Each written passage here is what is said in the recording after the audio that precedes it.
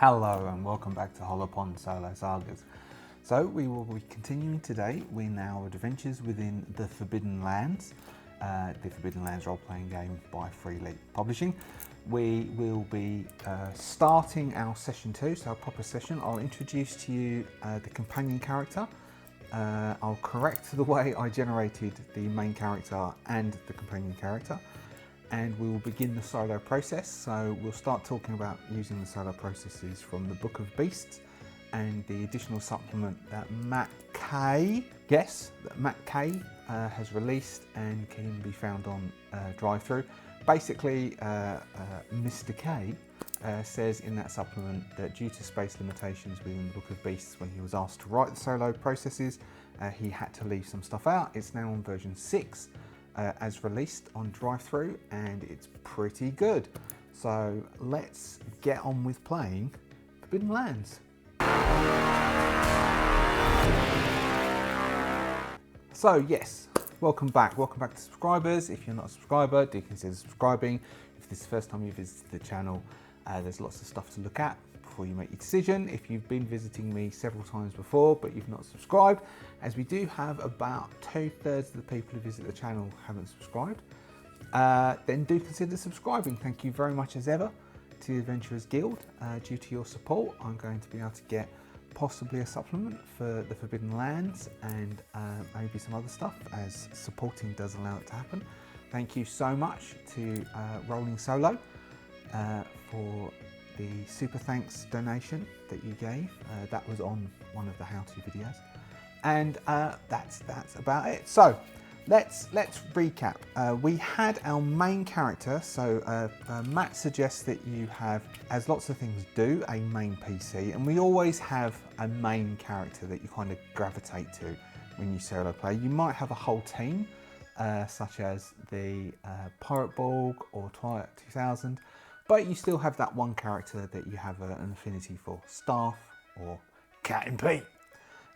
So in our main character that we've used to generate via the standard method of generating as suggested within the player's book in Forbidden Lands is Taylene, who is an explorer character, which is a character class as specified within the solo expansion, which is geared towards solo play, the explorer.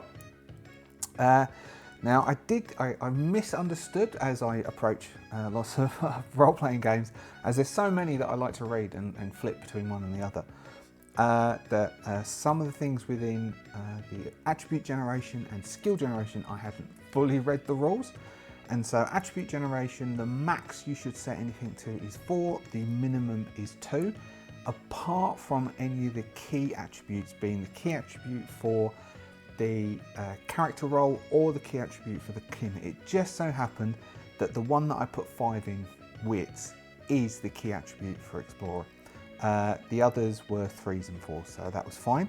Now I did have to reshuffle the skills slightly because you're not supposed to put 2s in anything apart from your role's key skills, which are listed in against the role.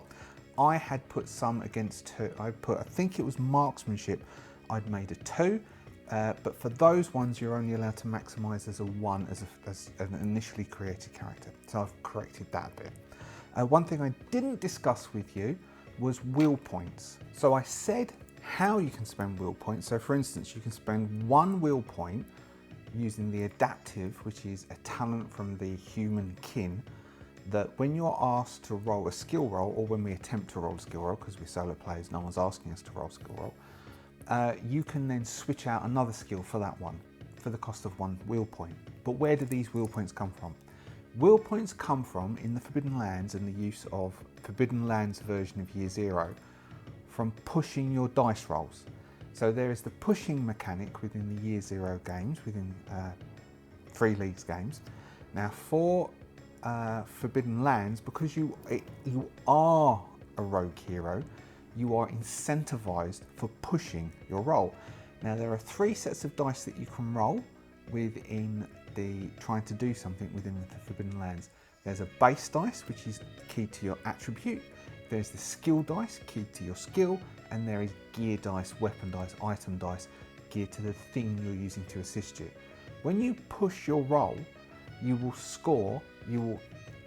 take 1 point of damage for every one that you roll on your base dice, your attribute dice, and you will take that damage from the attribute you're rolling.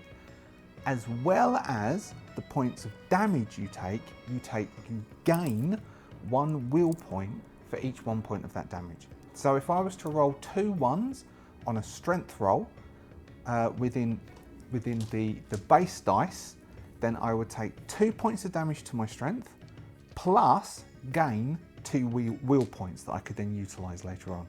You can only have a maximum of 10 will points at any one time, and they keep going. We'll encounter this mechanic a few times and we'll clarify it, but that's how you push and also how you get will points. Any ones that come up on your skill dice do not cause you to take damage or gain you a will point.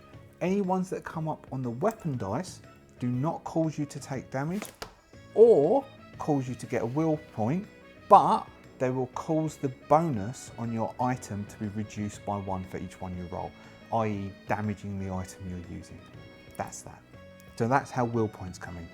Now we have our companion. Our companion was generated as suggested by Matt using the additional booklet within the main box called Legends and Adventurers. This booklet then gives you a life path way of rolling your character, and he suggested that for our additional, for our companion. Our companion, Namenda Ironarm, she is a fighter, she's human, her talent is quartermaster, which will mean that she gets a bonus for setting up camp.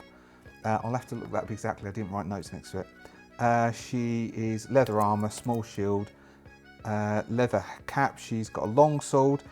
Part of her history is that she was a labourer. She was also captured by some enemies, so she's got several things around not wanting to be captured. Now, what was her secret pride thing? Oh no, I didn't do a secret or pride because they don't have secrets and prides. NPCs can push rolls, but they don't gain will points, but they will take damage. But NPCs can push rolls within Forbidden Lands. She's travelling for self-improvement. She comes from the fields of Magland, we'll get round to, which is where I thought would start. Used to be a labourer, was captured by the enemy after a bloody battle. She has 5 for strength, 3 for agility, 3 for wits, 4 for empathy.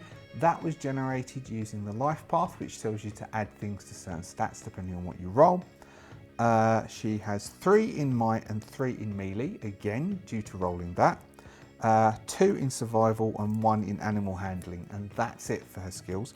So she's basically an incredibly strong melee fighter who has some survival skills, which helps with the quartermaster talent. I think that came with the rolling because that will then allow her to set up a good camp.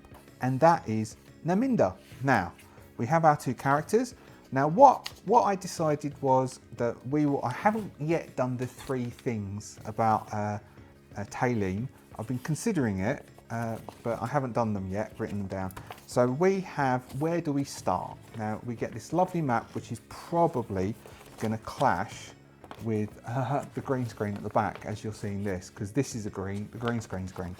So we have our map. Now, we're starting here. In the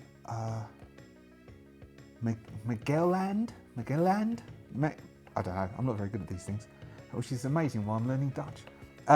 We're starting in the middle of these fields. So we have met in a small village further back, or a small settlement, or we met on the road.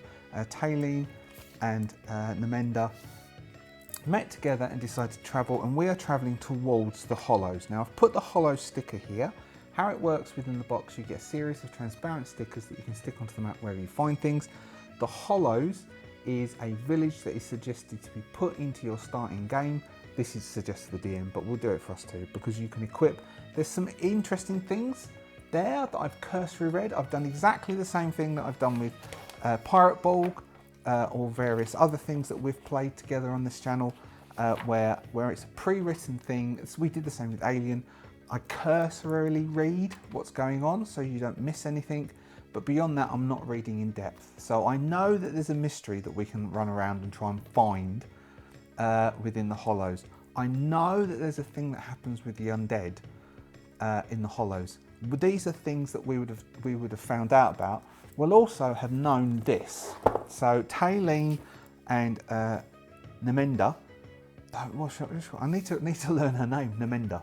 I'll get it. Taylene and Nemenda would have shared with each other. One of the things within Forbidden Lands as well is the use of legends. So there are various pieces of text that as a DM you will give to the player as a legend to incentivize them to go to a certain place. So we'd have heard the legend about the Hollows, and the legend of the Hollows is so either, and you can also do it that we can randomly roll them and you can remember them whilst you're in a fight, like sitting around the fire at night and various things like that. So it would be the Hollows. Have you ever been to that dump? This would have been Nemenda asking Taylene. It's a village at the back of beyond. Cowards and milksops hid from the blood mist in that sorry excuse for a village, waiting for better times. They were unaware of one thing, however, that their peaceful village was built on a site of blood and death. Now that might interest Taylene, because Taylene, being an explorer, wants to see the world and explore things. Is this clash as well? Does that green clash with the back? It probably does. It probably looks like there's a big black hole in me. So Taylene would be suggesting to Nemenda that they would travel across and towards the Hollows. So that's what we'll have them do. We'll say we're here and we'll start our day. I also from Free League, I managed to get, I think it was free. It's called Raven's Reckoning, a calendar for the Forbidden Lands. It sets things out quite nicely so as you can go through the Forbidden Lands. At the moment, it is 1165 AS. The blood mists receded about 5 years ago. Now the blood mists, I don't know if you know, so I've now read the history. Last episode I said I haven't really read the history. I've completely read the history. I know basically the history of the lands. It gets very complicated. I'm not very good at reading these history things because it's holding too much data in my head. But in essence, the humans came to the Forbidden Lands several thousand years ago. And as soon as they landed, they started A, war with everybody who was here, and B, a war with themselves. There was religious stories about the travel from where the lands that were being destroyed, which I'm not too sure about that, and I don't know whether anybody here remembers that. The lands that were being destroyed to make them migrate to the Forbidden Lands. So they got on ships and they set off, Viking-esque. They got lost in the seas and weren't too sure where to go. A raven carrying a serpent led the way to the Forbidden Lands and allowed them to land and then get safety. Now, once landing, it was assumed that God had sent the raven and the serpent to guide them to the Forbidden Lands. Now, one part of the collective decided the raven was the manifestation of God and the serpent was just a serpent in his claws. Another part decided the serpent was God that used the raven to guide them, and the serpent is God. These two sects formed and started to go to war. Various other wars happened with various different people all over the place. There's some passes. This map continues off to the other side. It's a big map, it's a big land. There's elves up to the north, there's some dwarves, there's orcs who are the slaves of the elves and the dwarves basically. We've got some halflings, we've got some goblins, we've got various different things in the lands, and the humans turned up, and as humans do, started to fight everyone for the landmass. Now, due to all of these wars that took place, a person who, I can't say his name, begins with a Z, started to explore an unnatural form of magic and opened a doorway through to another realm where the demons inhabited, to pull the demons through to get the demons to help fight for him. What he was unaware of is this strange red dust came with the demons, and that dust formed after time. This mist started to come up at nights. Anybody who had strayed from their home more than about half a day's journey, if caught in the red mist at night, would be killed, almost exclusively. Apart from this band of people, this religious sect called the Rust Brothers. They seem to be able to survive, but most people, if they got caught in the mist, were killed. And so at night, you come home, lock the doors, lock the windows, stay home, which means that you don't travel very far from your village, very far from your home. 5 years ago, the red mists began to recede. There's still pockets of them around in the lands, but the red mists in general have receded. And people like Taylene and Nermena have decided that now is their opportunity, because for hundreds of years, as far as they're concerned, so most of their lifetimes, Nemenda's 31, Taylene is in her early 20s, they have never been able to travel. So as soon as the opportunity has come up, they've started going exploring. They want to know what's out there, so they've begun exploring. And they have met here, and they're heading towards the Hollows. There we go. Recap, up to date. So it's 1165 AS, it's the Spring Rise, and we will start on the 1st of Spring Rise, 1165 AS. It's E-Day. I don't know what that stands for. I'll have to read up and then I'll catch up on that later on. The day is split into four parts as normal, 4 quarters. Morning, day, evening, night. Morning, day, evening, night, yeah. And so you'd like normal, you pick what you're going to do for each of the characters during that period of day. We'll have that they've woken up in the morning. But first off, we're going to turn to our Book of Beasts for our Journeying for One and the solo process. We begin morning only, in the quarter day, we shuffle our deck of cards. So every day we reset our deck of cards. So we're starting here, our intentions are to move towards the Hollows. So we shuffle the deck of cards. XP questions prompting to beginning of the day, we've not done that. Roll D6 3 times for weather using tables. Now we will use the alternate weather process, which is within the expansion. So we're in Spring Rise. Spring Rise is apparently cold. So our first card is the 10 of Hearts. Now what that means is that there is a light breeze. Then we have a red card, so it's a red suit, which is there's no rain. Light breeze, no rain. We could do a second one. Let's do a second card. So, and then our second card, because it's Spring Rise, we have 7 of Diamonds, 7. So it's mild cold, and that's it. It's just, it's not that bad, so it's mild cold. So it's not that cold at all. All right, so we know what the weather's like, and what we'll do is we'll take those out and then we'll reshuffle every day, so we won't keep shuffling. So we then assign and resolve tasks for each of our PCs and the companion.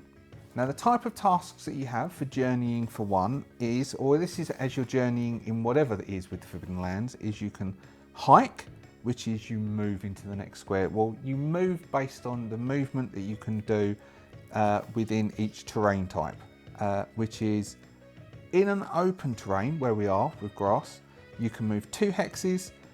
Difficult, you can move 1 hex on foot per quarter, so per period of time. We are here, which if we look at the key, is plains. So we've camped up in the plains, out in the open. It wasn't the best of nights, it was a bit mild, didn't rain, we were quite happy, so we could hike 2 hexes that day, which we might do because we want to go towards the Hollows. So we've got Taylene and Nermena. I'll get a name in the end. Taylene and Nermena. So both of us are hiking. So we're both going to hike for our first quarter, our morning. One of us will lead the way and one of us will keep watch. Now what I now need to check is who's best at what.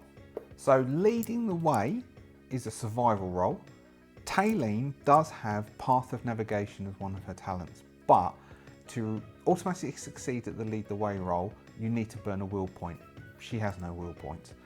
Her survival is the same as Nemenda's survival, but Nemenda's wits is a 3, Taylene's wits is a 5. So Taylene would be better to do that. So then we have the scouting. Scouting is when you're keeping watch. Again, Nermena has nothing for scouting and a 3 wits. And Nemena can't do the scouting. So we would lean towards Taylene would scout and Nemena would lead the way. Now, the one difference is, because we are solo playing and our companion is just our companion, we can allow Taylene to do both, leading the way and keeping watch. Normally you're not allowed to do that, but even the main player's book for Forbidden Lands, which doesn't have any solo guide, does say the only time you're allowed to do 2 things at the same time as well as hike is when you keep watch and hike, or lead the way and hike, apart from if you're on your own, in which case you can do 3. You can hike, lead the way and keep watch. So technically we're going to say that Nemena is helping, but we'll have Taylene do both those roles. So this is our first rolling within Forbidden Lands. So we need to decide what dice are what when we're going to do things. So we will have our white dice as our base dice. So for Taylene, who has a wits of 5, that will give her 5 dice as our base dice. Then she has a skill we'll say she's going to lead the way first. Leading the way is survival, and we will use the blue ones for skill. Or shall we use green ones? We'll use the green ones for skills. Blue is going to be our gear dice. Now, Taylene doesn't have anything to help her. She doesn't have like a binoculars or a map or anything. She's just using her instincts as an explorer. So this is all she has to lead the way, which is a survival roll. 2 for survival, 5 for wits to attempt to lead the way in moving the 2 hexes closer across the plains towards where the Hollows is. So we are attempting to move across the plains to here, just outside where the Hollows is. Again, we need 6s as a success. 1s is, so that's a 1 for a skill, we can re-roll that.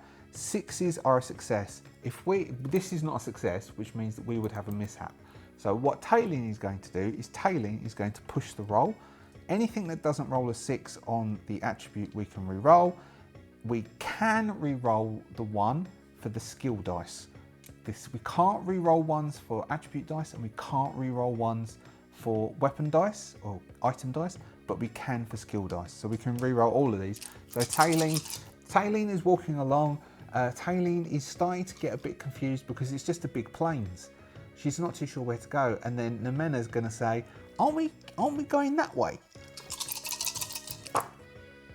Which was lucky, really, because we then get, but she does get a 1. So this is wits. So we then have, we've got 3 successes, but we rolled 1-1.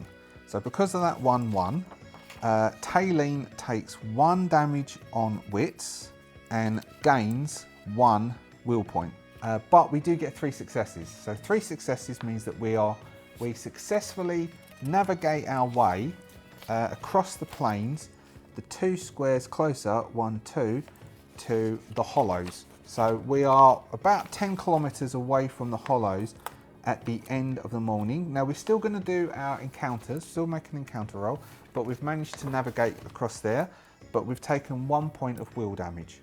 So although we have succeeded, we have reduced our chance of succeeding in scouting. So we now have, so we've moved forward that bit, so now we need Taylene. So that was 3 successes, or we could call it 3 hits. That's three hits, as we refer to in other games, for leading the way. Now, one of the things that we haven't actually moved 2 hexes. We've only moved 1 hex, but this is all in the day. So you do a lead the way for every hex. So I would then need to make the scouting roll, and then we do the same thing again. So now we will have Taylene is going to, whilst moving along, Taylene and Amanda are going to keep their eyes clear as they've moved that 10 kilometers into the next hex in the morning. Though she has reduced to 1 because of her damage to wits, we get that back just for all of the damage gets come back by 1 night's rest. Taylene is moving across, but we did get those 2 hits. So we'll see what happens basically. This is now our scouting roll. So Taylene also has 2 for scouting, and she now has 4 wits. We get 1 hit. We get 1 success, which means we can see what's coming. So next we roll on our encounter, our revised hex procedure. So we've moved into a new hex. We turn over a card and we will have a look and see what happens. This is from page 11 of the expanded rules. 3 of Spades is a random encounter from the Book of Beasts. So a random encounter from the Book of Beasts is a D66 roll. We are on the plains, so we look down the plains column and we roll D66 roll. Greens are 1s. So we have 13. A 13 is a no encounter. So we have an expanded oracle for no encounters. So we'll just turn 1 card. We have a 9 of clubs.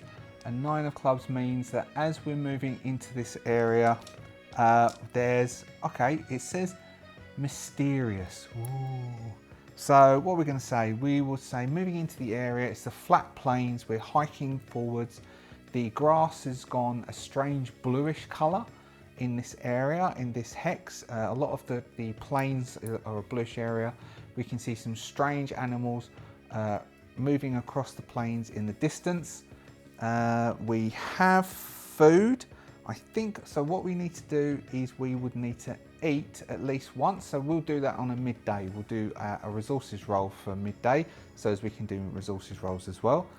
We'll still keep going because, we'll do our second hex. We'll see if we can get to the hollows today, and hopefully we won't take too much. So we're still in the morning shift, so we're going to attempt to move our 1 extra hex. Taylene is again leading the way with her 4 for wits and her 2 for her skill in survival. Oh, those are lots of... So we got 1 success, which is lucky really, because that would be very bad for us. So we got 1 success. We could have burnt our willpower and automatically succeeded. Because of that skill, we can also do that after the roll. So if this roll had failed, because we've got so many 1s, we might decide to use the path of navigation and then just auto-succeed and not need to push.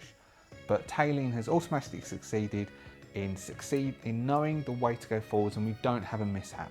So there's a huge mishaps table that all sorts of things can happen depending on where we are. So we've successfully navigated 1 hex closer in the morning, hiking along at a normal rate towards the hollows. So possibly we can see smoke way off in the distance, and we can sort of see what's happening way off in the distance. It's still the morning as we're moving forwards. Now we've got our scouting roll. We have no successes for our scouting roll. So we can choose to push our scouting roll, potentially taking more damage. We can re-roll this because it's on the skill, or we can just see if we might get ambushed. So we are going to push the scouting roll. Can you push the scouting roll? You can. So we will push this scouting roll. We still have 4 wits, we still have 2 for scouting. We fail. So this 1 for the skill means that we don't take any more wits damage and we don't get a will point, because the skill dice doesn't make that. That's only the base dice. So we've continued scouting.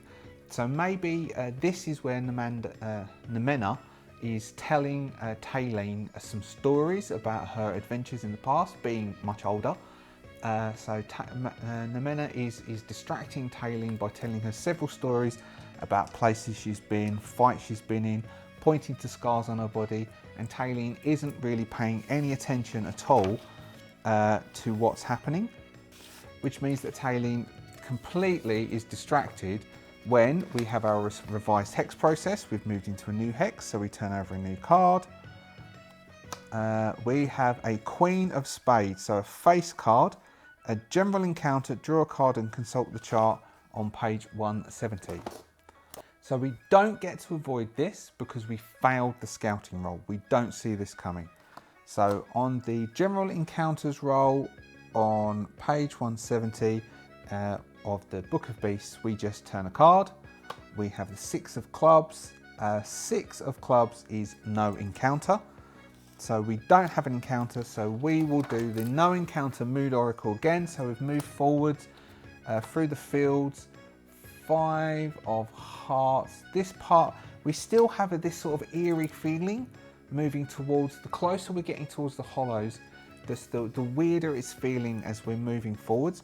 We're now reaching, so that was the morning, so this would be day, so midday. This is where we will stop for a short period of time here. By the end of this period, we'll be able to get to the hollows, as we can still move 2 hexes. In fact, it's 1 hex will move us into the hollows. So we'll get into the hollows at the end of this shift. But we'll eat now, so as we can actually see that happening. So how you consume food, we're basically considered that we're carrying food. Both of us have a D8 resource dice in food and a D8 resource dice in water. And so we will have, which one's this? Taline. So Taline is going to eat. If you roll a 1 or a 2, it goes down number, so the 8 becomes a 6. So her food is still fine and her water is fine. And then we have Namena. Namena's food is fine and her water is also fine. So we've sat and we've eaten before we move off for our day's shift, and we will do the same again. Taline and Namena are going to hike towards the hollows to try and get to the hollows at this stage and continue exploring. And then maybe we'll look around the hollows and we'll explore the hollows and see what the hollows has to offer us, as I do know that there's a couple of interesting things. We can attempt to do some interactions with the hollows using the guides from the Book of Beasts and expanded on how to deal with the social interactions as a solo player with the NPCs within the Forbidden Lands. So our day shift, we've eaten, and then we're going to do our rolls to move across. We'll still have Taline doing our rolls for our lead the way first, which is her survival roll. We do have, so instead of that one, we've got this one, of course, because her wits is reduced to 4 for this until she gets to go to sleep. We have no successes for leading the way, which means we might have a mishap, or we can take 1 more wits damage and she can push this roll and attempt to get success. I mean, a mishap could be quite interesting. We can see if a mishap, and this means we don't get to the hollows, we'll get, so she misses the direction of where she's going and gets us a bit lost. That could be quite interesting. So instead of pushing this, I mean, we could just spend the will point and auto succeed at this point, but we're going to save that will point because we might be able to use it for something else. So instead of pushing this and then taking another will point, we're going to have a mishap. So let's see how that works, because we've not done mishaps yet. So we'll use the expanded journeying, expanded travel mishap from within the expansion, the solo expansion that you can get from drive-through. So any of the links down the bottom are affiliated. I get a tiny little kickback from drive-through, just explicitly. So if you click one of those, I get a tiny little kickback, and you are supporting me by following those links. Some of these, so this is really cheap. I think in Australian dollars, this is about $4 or $5 for the expanded solo expansion, which goes off the back of Book of Beasts. Book of Beasts is a lot more expensive. It's a proper book. It's full of monsters, additional advice for being a DM. It's very, very good, but that's more expensive. So we lead the way, mishap, travel mishap. Leading the way, we're in plains or forests, we turn a card. We have a 10 of clubs, so we don't care about the fate, the suit, we only care about the number. A 10 is a sinkhole. Okay, so as we're traveling down the plains, we encounter a sinkhole. So let's see what a sinkhole definition is. Sinkhole, the ground opens up beneath you. Have every party member make a move roll to not fall in. On a failure, you fall d6 plus 3 meters and must then roleplay a way out.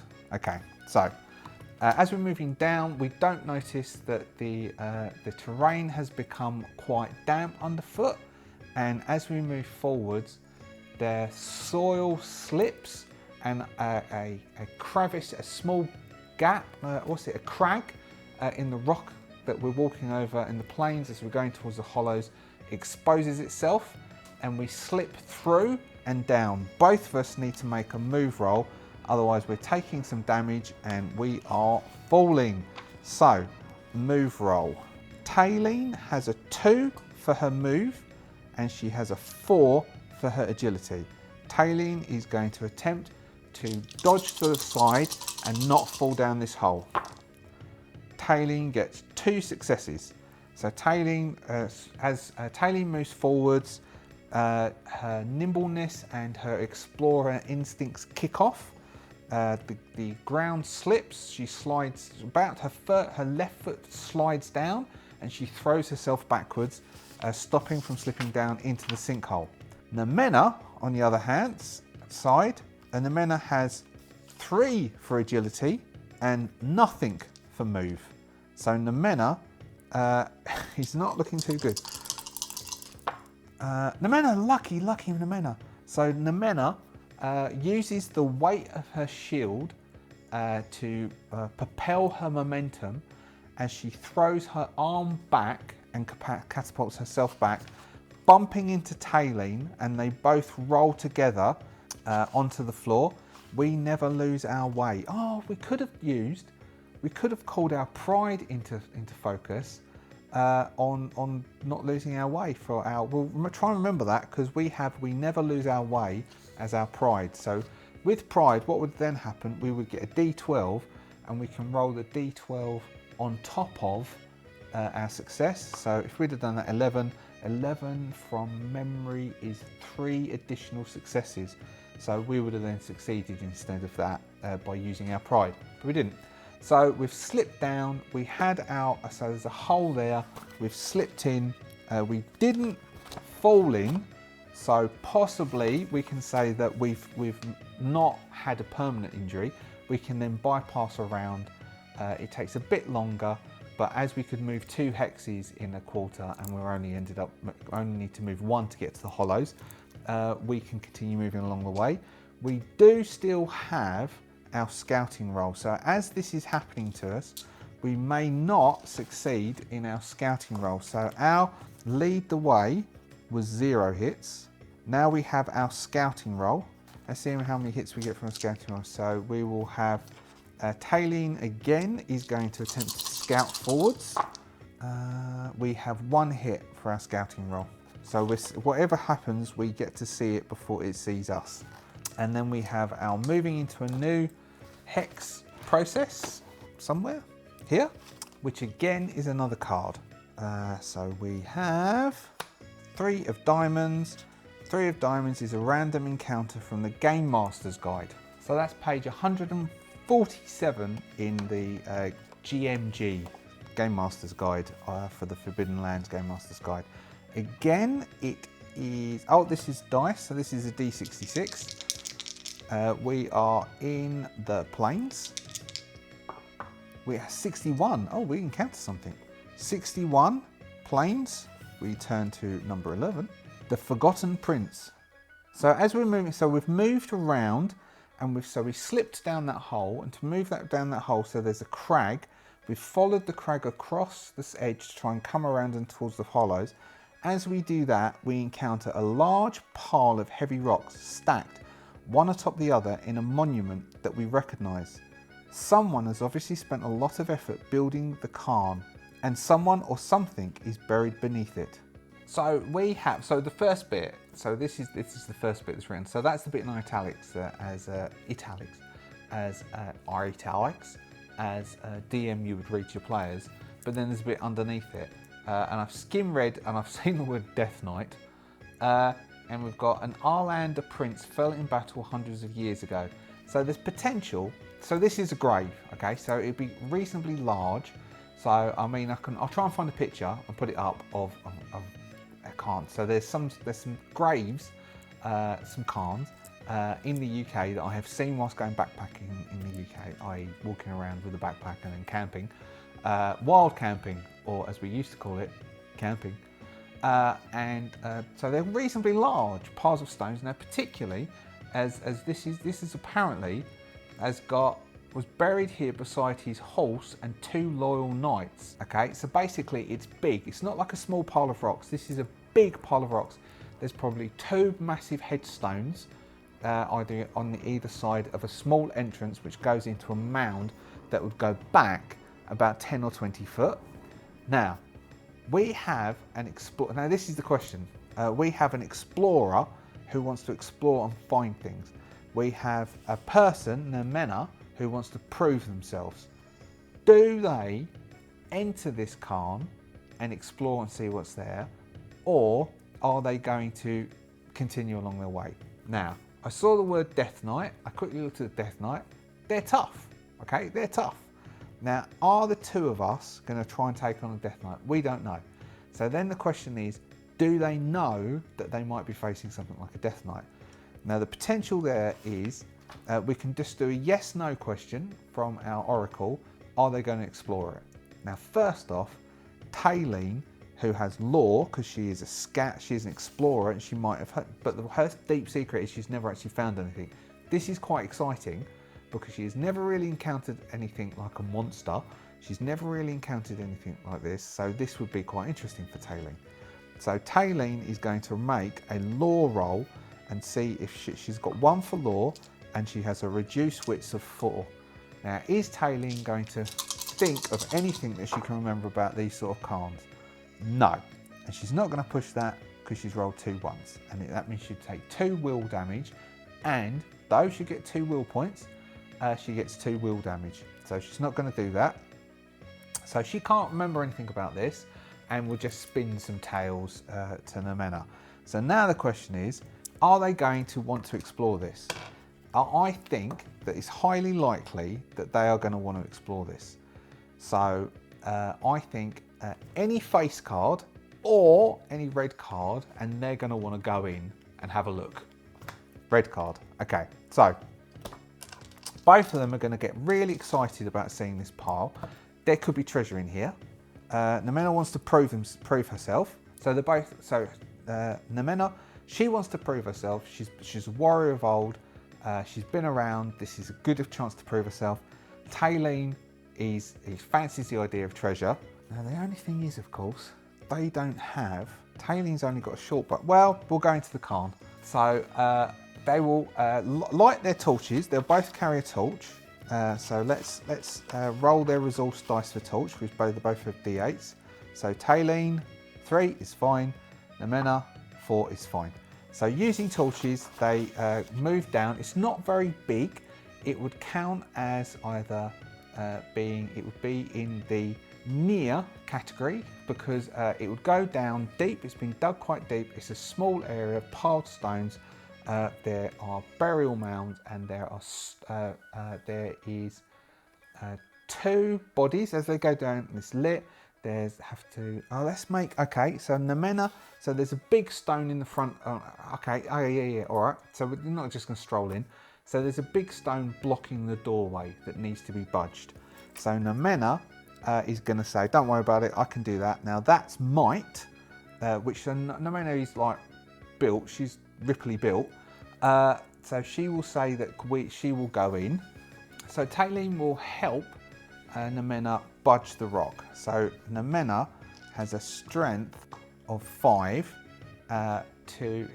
so the book says you give assistance, it gives a +1. I'm assuming it's +1 to the base dice.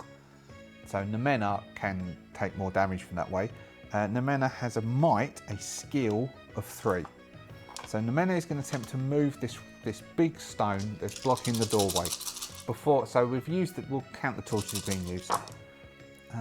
We have no 6s. So if Nemena pushes this, she will take 2 strength damage, which before getting in a fight is going to not be great.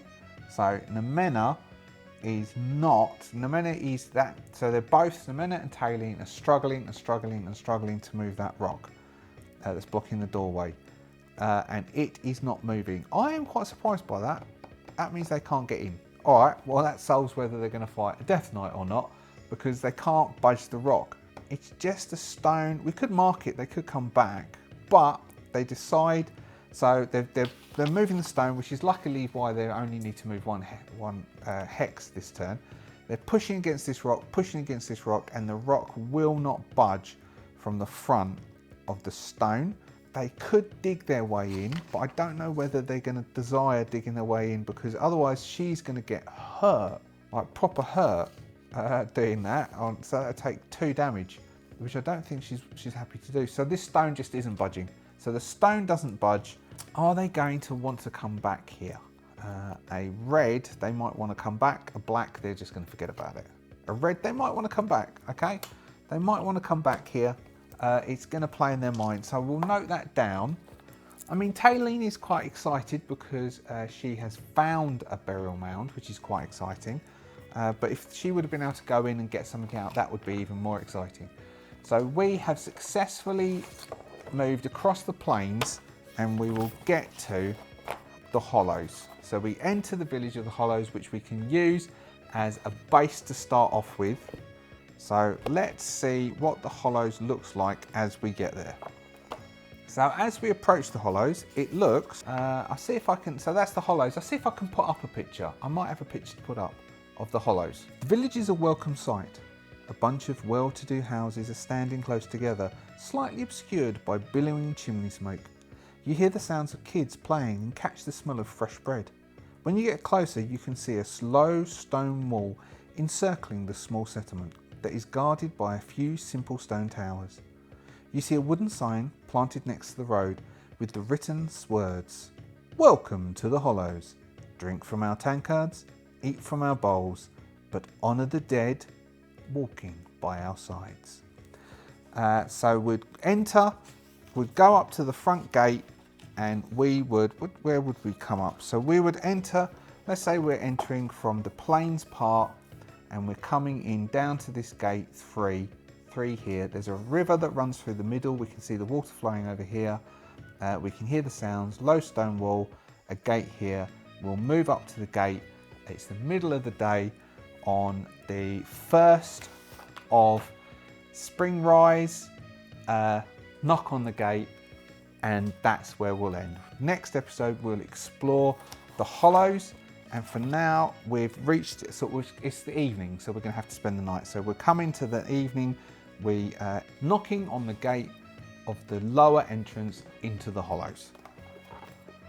That's all right. It's a bit slow at the moment. I don't know what would have happened if that Death Knight would have taken us on and how long the combat would be. But we'll do a bit more exploring. We'll explore the Hollows next episode.